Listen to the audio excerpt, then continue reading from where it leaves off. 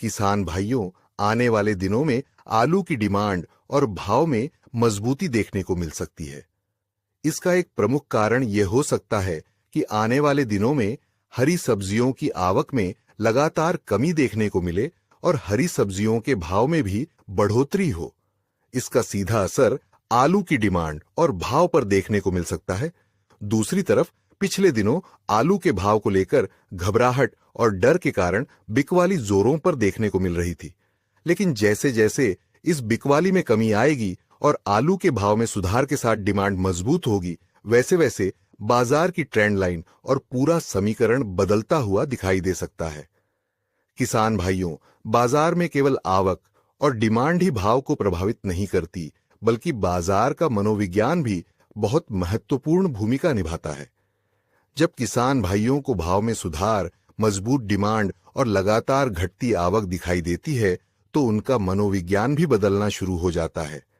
घबराहट में की जाने वाली बिकवाली कम हो सकती है और बाजार में मजबूती का माहौल बन सकता है। आलू के भाव को समझने के लिए केवल आज का भाव देखना पर्याप्त नहीं है। बाजार में बनने वाली मानसिकता, अफवाह, आवक, डिमांड और ट्रेंड लाइन को एक साथ समझना जरूरी है। किसान भाइयों, हर साल और लगभग हर सीजन में आलू के बाजार को लेकर अलग अलग तरह की अफवाहें देखने को मिलती हैं। आज के समय में सोशल मीडिया के माध्यम से अफवाहें पहले की तुलना में बहुत तेजी से फैलती हैं।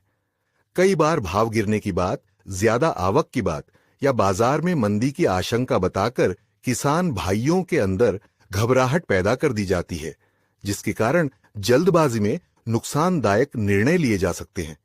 इसलिए किसान भाइयों को किसी भी अफवाह पर तुरंत विश्वास करने के बजाय वास्तविक आवक, डिमांड, भाव की दिशा और बाजार के मनोविज्ञान को समझकर निर्णय लेना चाहिए।